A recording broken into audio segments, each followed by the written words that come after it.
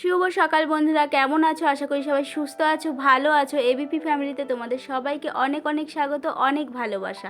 এতদিন তো বেড়ানো হয়েছে, মেয়ের পিপির বাড়িতে গেছিলো, এখন আজ থেকে আবার শুরু হয়ে গেছে স্কুল। তো স্কুলে যাওয়ার সময় আমি একটু কালকে জল দেওয়া ভাত রেখেছিলাম, ডালের বড়া দিয়ে মেয়েকে খাইয়ে দিচ্ছি। এখন বাজে সকাল 7:10।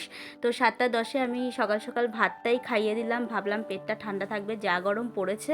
তো ডালের বড়াটাই আমার বেটার মনে হলো। সকালবেলা মেয়ের স্কুল হওয়াতে আমার একটু সুবিধাই হয়েছে, আমি শুধু ওকে রেডি করিয়ে দিলেই হলো, ব্যাস তোমাদের দাদাভাই পৌঁছে দিয়ে আসে। তো আমার ডিউটি এই পর্যন্ত, যে টিফিন করে দেওয়া, খাইয়ে দেওয়া। তারপর তোমাদের দাদাভাইয়ের ডিউটি দেখো, এই যে কেট স্পোর্টসের মেয়ে, ওকে এখন দড়িটা বেঁধে দিতে হয়, কারণ ও দড়িটা বাঁধতে পারে না। আর এই দিকে আমার ঘরের কি পরিস্থিতি দেখো, একটা ঘর হলে যা অসুবিধা হয়, সব কিছুই একটা ঘরের মধ্যে, খাওয়া, তারপর জামা কাপড় রাখা, সব কিছু। তো সেই ক্ষেত্রে আমার ঘর ভীষণ অগোছালো থাকে। আমার ঘরে এত অসুবিধা হয় একটা ঘরে, যে কি বলবো তোমাদের, বলে বোঝাতে পারবো না, তোমরা দেখেই বুঝতে পারো। তো যাই হোক, এবার আমাদের তো ডিউটি শেষ, এবার মেয়ে নিজের বই খাতা সব ঠিকঠাক করে ঢুকিয়ে নিচ্ছে, জলের বোতলও নিয়ে নিল, এবার ও বেরিয়ে পড়বে। আর ওইদিকে তোমাদের দাদাভাই নিচে চলে গেছে, বাইক নিয়ে দাঁড়িয়ে আছে। তো তোমাদের দাদাভাইয়ের সুগার আছে যেহেতু, আমি বেশ কয়েকবার বলেছিলাম যে তুমি হেঁটে মেয়েকে দিয়ে আসো, কিন্তু এখন যা রোদ গরম পড়েছে না, এখন আর মেয়েও হেঁটে যেতে চায় না স্কুলে। তো এইদিকে মেয়ে তো রেডি হয়ে গেছে, তোমাদের দাদাভাইকে দেখো মেয়ে হেল্প করে দিচ্ছে। ও ভাবছে বোধহয় গাড়িটা ঠেললে ওর পাপার গাড়িটা তাহলে সুবিধা হবে উঠাতে। মেয়েরা সবসময় বাবার দিকেই টানটা বেশি থাকে। আর এই এক গাড়ি স্টার্ট কিছুতেই নিতে চায় না, স্টার্ট নিলেও কোথায় যে কখন বন্ধ হয়ে যাবে তার ঠিক থাকে না। এরকম অনেকবার হয়েছে, মেয়েকে স্কুলে দিয়ে আসতে গিয়ে অর্ধেক রাস্তায় স্টার্ট বন্ধ হয়ে গেছে। তার জন্য 4-5 হাজার টাকা লাগবে, কিন্তু কোথায় পাবো এত টাকা, ওই জন্য করাও হয় না। এইদিকে দেখো আমি সকাল সকাল ঘরটা মুছে নিচ্ছি, তাহলে কি আমার সারা দিন কাজটা বেশ ভালো থাকে। সকাল সকাল ঘর মুছে একবারে স্নান পুজো করে নিলে, তারপরে রান্না করে নিলে, তারপরে আমি ভিডিও এডিট করতে পারি। কারণ রাতের দিকে না আমার ভিডিও এডিট করতে একদম মন হয় না, ইচ্ছে হয় রান্নাবান্না করে ভিডিও এডিট করে নিই। আর এইদিকে একটা ঘর বলে আমার এত জিনিসপত্র একটা ঘরের মধ্যে, তো সব সরিয়ে সরিয়ে মুছতে হয়, মানে সুন্দর শান্তি করে যে একটু মুছে বেরিয়ে আসবো সেই পরিস্থিতি আমার নেই। এই এখন সাইডগুলো মুছেছি, এবার দেখো খাটের নিচটা গেছি মুছতে। আর আমার খাটের নিচটা না ফাঁকা রাখতে খুব ভালো লাগে, যেন মানে বেশ ফ্রেশ লাগে। আর ওপরে দেখো এখনও আমি কিন্তু বিছানা গুছাইনি। তোমাদের দাদাভাই কেন, আমরা সবাই, এই খাটই হচ্ছে আমাদের সোফা, এই খাটই আমাদের ঘুমানোর জায়গা, আর ওই ঘরটাই আমাদের মানে খাওয়ার ঘর, ওটাই আমাদের সব কিছু। বারান্দায় কোনো রকম একটু একটা সাইডে রান্না করি। আর এই যে দেখো বারান্দাও একদমই অল্প জায়গা, খুবই সরু। কোনো অনুষ্ঠান হলে খুবই অসুবিধা হয়, অনুষ্ঠান বলতে কিছুই করি না, মেয়ের একটু ছোটোখাটো করে যদি জন্মদিনও করি, এই বারান্দাই একমাত্র আমার জায়গা। তো এই বারান্দাতেও দিতে খুবই অসুবিধা হয়, একটা লাইন করে বসলেও ভীষণ অসুবিধা। তো যাই হোক, আমি একদম খুব ভালো করে ডিপ ক্লিন করে নিলাম আমার ঘরের। এবার বালতির জলটা ফেলতে আমাকে যেতে হবে একদম নিচে। স্নান করতে গিয়ে দেখো এই বিছানা চাদরটা কেচে দিয়েছি, একবারে এখানেই মেলে দিয়েছি। এত গরম যে রোদের আর প্রয়োজন নেই, এখানেই টেনে যাবে, শুকিয়ে যাবে। আর এইদিকে দেখো ননদের বাড়ি থেকে এঁচড় এনেছি, সেই এঁচড়টা আজকে রান্না করব। আর ওইদিকে ভাত বসিয়ে দিয়েছি, চাল ধুয়ে তারপর চাল দিয়ে দেবো। আর এইদিকে দেখো তোমাদের দাদাভাই বসে আছে, খাটে এখনও বিছানা চাদর পাতেনি, এটাই পেতে দেবো। আরও অনেকগুলো বিছানা চাদর আছে যেগুলো এখনও কাচা হয়নি। তো তোমাদের দাদাভাই দেখো, হ্যালো বলো। হ্যালো। 3 দিন পর এসছো, দেখো মুখটা কিরম লাগছে, পাকা দাড়ি, দাড়িগুলো পেকে গেছে, বোনের বাড়ি থেকে এসছে, শেভিং করার টাইম পায়নি। দোকানে যেতে হবে, দোকানে সব কিছু রেডি করে নিয়েছে, মটর ছোলা সব সেদ্ধ বসিয়ে দিয়েছে। তো 3 দিন পর দোকান খুলবে, সবাই বলবে কোথায় গেছিলে, তাই না? সবাই জিজ্ঞেস করবে, বলো। মাম্মাম এখনও স্কুল থেকে আসেনি, যাই জন্য বসে আছে রেডি, মানে স্কুল থেকে আনার টাইম হচ্ছে 2:10 স্কুল ছুটি হয়, ওই 2:05 দিকে বেরোয় তোমাদের দাদাভাই। তো 2:05 দিকে বেরিয়ে মেয়েকে নিয়ে আসবে, মেয়ে এসে তারপর স্নান করবে, তারপর খাওয়া দাওয়া করবে। আমি এখনও রান্না বসাইনি, 2 বেজে গেছে পুরো। তো চলো দেখতে থাকো ব্লগটা। আজকে একটু বেশি করে চাল নেব, তার কারণ কালকে আমরা ঠান্ডা ভাত খাবো ডালের বড়া দিয়ে, খুব ইচ্ছে করছে, যা গরম পড়েছে ঠান্ডা ভাত খাওয়া খুব ভালো, মানে জল দেওয়া ভাত। আর এই দেখো এখানে এই কটা চাল হয়েছে, ড্রামে চাল ঢালতে হবে। যেদিন রেশন থেকে চাল এনেছে সেদিন আমাদের ড্রামটা পুরো ভরা ছিল, ওই জন্য আর রেশনের চালটা ঢালা হয়নি। এখন গ্রামের চালটা বাড়ন্ত, এবার ঢালবো। আর আমি পারবো না ঢালতে, তোমাদের দাদাভাই ঢেলে দেবে। এখন এখান থেকে এমনি একটু চাল নিয়ে নেবো, যতটা লাগবে এখান থেকে নিয়ে নিচ্ছি।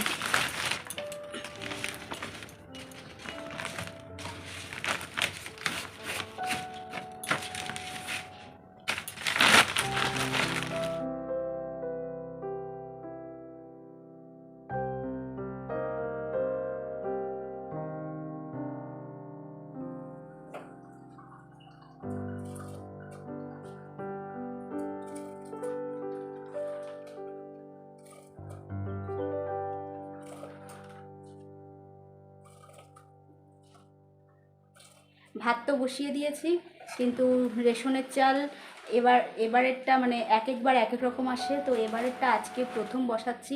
একটু দেখে শুনে বসাতে হবে, মানে দেখে শুনে নামাতে হবে, তা না হলে যদি এটা আবার গলে যায়, মানে কিছু কিছু চাল গলে যায়, কিছু কিছু চাল খুব সুন্দর হয়।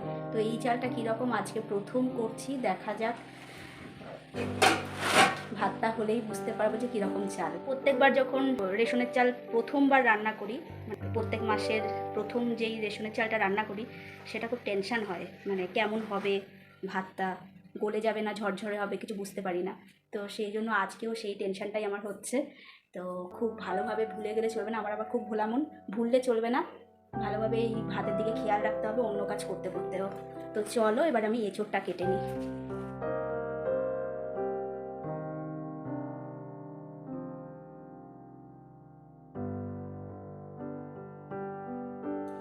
এঁচোড় কাটবো বলেও বাসন মাজতে চলে গেলাম, কারণ বেশ কয়েকটা বাসন ছিল, একদম ভরে ছিল, ওই জন্য বাসন মেজে একবারে এঁচোড় কাটতে বসলাম।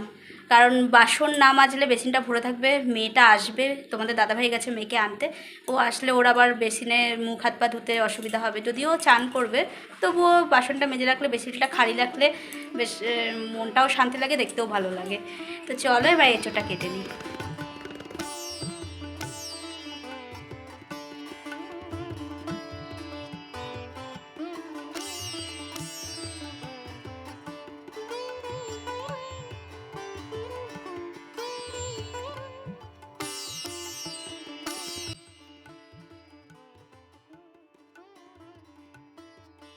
লাফিং বুদ্ধ, ওয়াও কি সুন্দর মাম্মাম, দেখি একটু দেখাই, বাহ এরকম আছে। তো আমার ননদ দিয়েছে লাফিং বুদ্ধটা, কি সুন্দর লাগছে। ঠিক আছে রেখে দে। আমার ননদ অনেক কিছু পাঠায়, যখন কেউ যায় ননদের বাড়িতে, তো আমাদের প্রত্যেকের জন্য অনেক কিছু পাঠায়। কি গো, এঁচোড়টা তো কাটতেই পাচ্ছি না বাবা।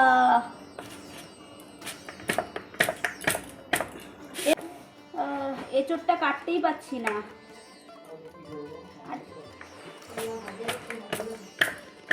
এতদিন দেখোনি, পাচ্ছি না, দেখো একটু ভাগটা করে দাও, ঠিক করে বসো।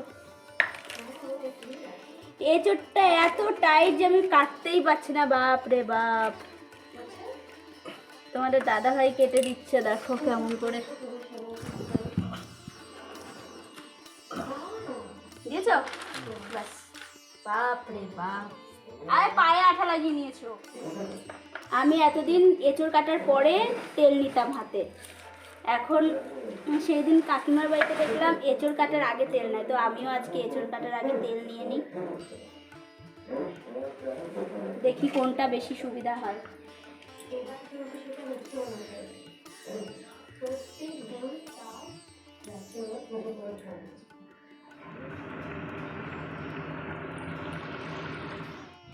তো বন্ধুরা আমাদের দেখো রান্না কমপ্লিট হয়ে গেছে, অনেকটা বেলা হয়ে গেছে, 3:30 বেজে গেছে। আর এইদিকে দেখো আমরা ভাত বেড়ে নিয়েছি, ভাতে আছে আলু সেদ্ধ মাখা আর টমেটো, কাঁচা টমেটো নিয়ে নিয়েছি, আর ওইদিকে আছে এঁচোড়ের তরকারি আর টক দই।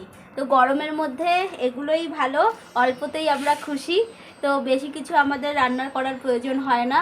আমার মাম্মামও তাই শিখে গেছে, আমার মাম্মামেরও কোনো মানে মিশির কোনো বায়না নেই একদমই।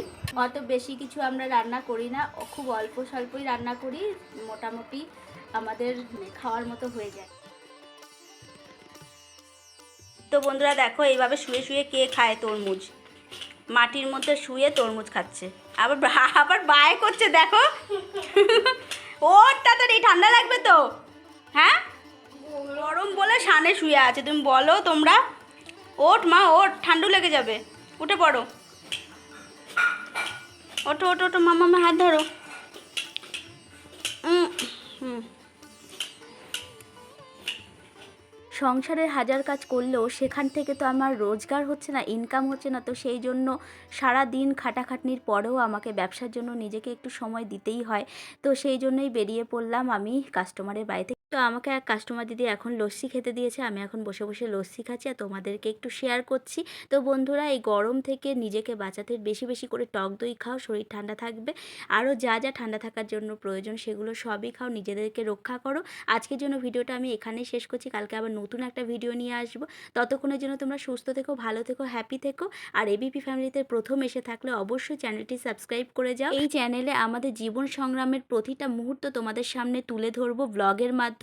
আশা করি তোমাদের ভালো লাগবে। আর এবিপি ফ্যামিলিকে একটু উঠে দাঁড়ানোর জন্য একটু তোমাদের ভালোবাসা, তোমাদের সাপোর্ট অবশ্যই চাই। তার জন্য চাই ছোট্ট একটা লাইক, শেয়ার আর কমেন্ট।